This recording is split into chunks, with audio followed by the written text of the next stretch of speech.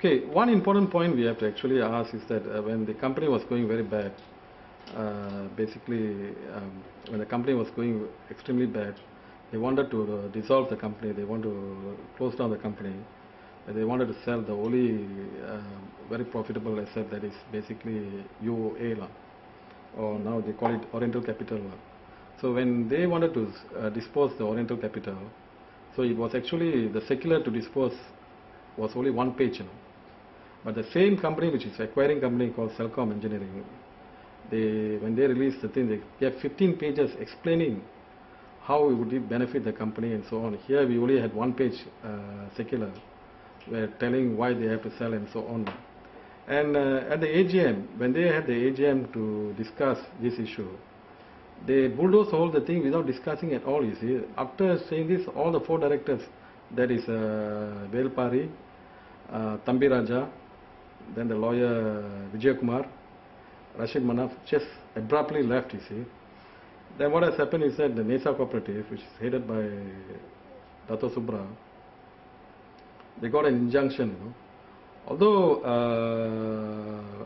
we don't know what was the objective of Dato Subra to take this action. This was done before November 25th and before March 8 election. One thing I will very clearly say that the action was very right, and the court actually has given an injunction preventing the disposal of the shares to this thing. And the reason why it's very important is that the share was actually proposed to sell at a grossly undervalued price, you see. Basically at that material time there was an insurance company, Alliance Insurance was buying CMB, which they had a PE ratio to the tune of 2.3 to 2.5 price earning, this accounting valuation method, you see. But when come to Maika Holdings, it was actually when they were selling this Oriental Capital, which was a profitable, profit-making organization.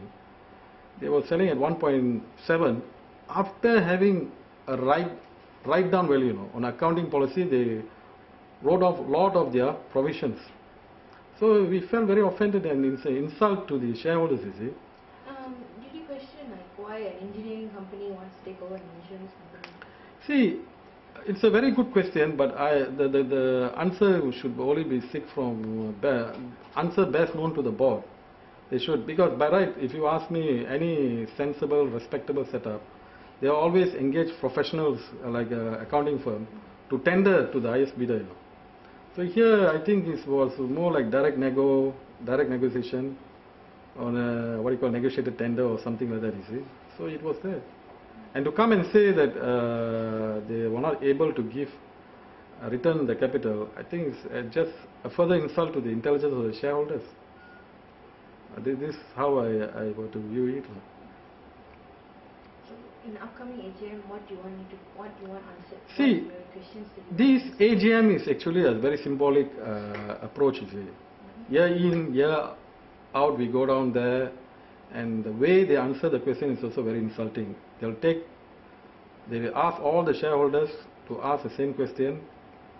They take down the thing and just bulldoze, and without giving any clarification. I'm a shareholder of SP Satya. The chairman is Rashid Manaf. When he conduct the meeting in SP Satya, he conduct it with great corporate governance and intelligence and with respectfully. But the same chairman, when come to Maika Holdings, he's not able to. He just does things very, very summarily, and is more concerned about finishing the AGM than answering the questions. He doesn't appears to me a person who's holding 20% company who have proprietary interest. Is more concerned about how to get away with. But he doesn't do that with the SP Satya's meeting. That's the insult we are suffering from them. So when you ask a question, the AGM is not going to bring anything. It's basically the regulatory body, the government.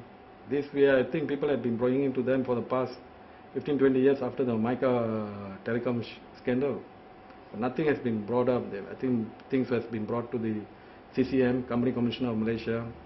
It was also brought into Parliament, where recently a question was asked.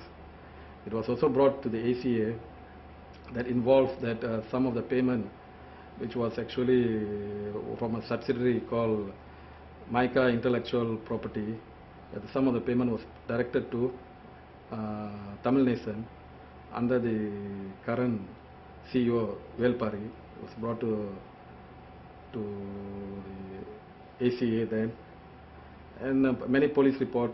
Nothing seems to be, basically they have been getting away with, and we had not have two symbolic AGM. We don't have the AGM last year for the year 2008 and 2009, which is due on 30th June, and till today no news about it, and a very flimsy answer is given under the police investigation. What business are they doing? So I don't think so nothing much would ever come out of it. There's no, unless maybe if there's a change of government, possibly something wise might come off you see.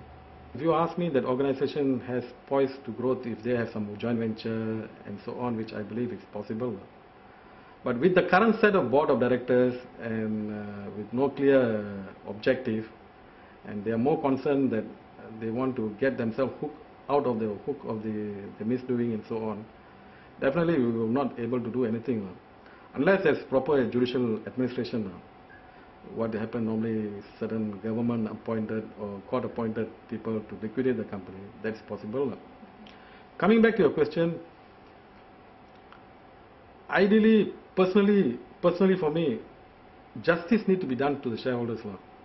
Whoever have done wrong, they have to be brought to the task and face the music. But if you ask me, ideally, looking at all the situation, I think in the interest of the greatest shareholders, I think it's very important for us to be liquidated by professionals, not with the current board of directors.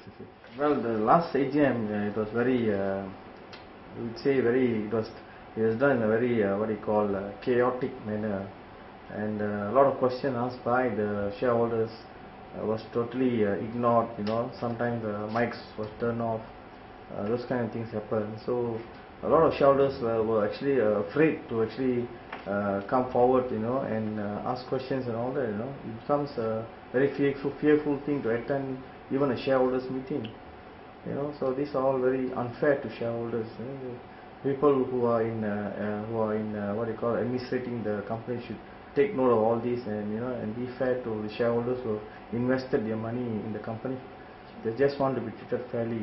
At the AGM, to add on to it, at the AGM, the shareholders were manhandled, and those people who participated in the day, you find a lot of MPs, MIC MPs, Barisan National MPs were there, then Komala Krishnan, then was Vikneswaran, who was part of the government, Veerasingham, all these people were there, with them inside.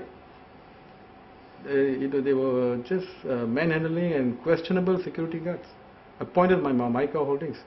And of course, now the FT Deputy Minister Saravanan, I saw him personally showing hand and directing some security personnel to handle some people. And all this was, police reports were all made. Nothing has been sorted out. Do you mean we go? Is it wise for a shareholder to go to the AGM in us? We are not political people. We are genuine. We had an intention because we felt the humiliation we suffered then, getting opportunities. It was more an emotional, communal-based kind of investment we did. What we get insult. But personally, I believe justice needs to be done. But if you look at me, frankly, on a practical perspective, I think the greatest thing that can possibly happen, get some independent, respectable, unbiased, uninterested party, professional people to liquidate the company and pay back. It will be one of the dark corporate history of India. Another great thing which we can look at it is, maybe Ananda Krishnan, people like him who have exceptionally high level of integrity, not only in Malaysia, the region. When he went for Maxis and all that, he even returned back some of the capital to the price, IPO price, which is well regarded with great corporate governance, to take over and do some national service in Indian sense, you see.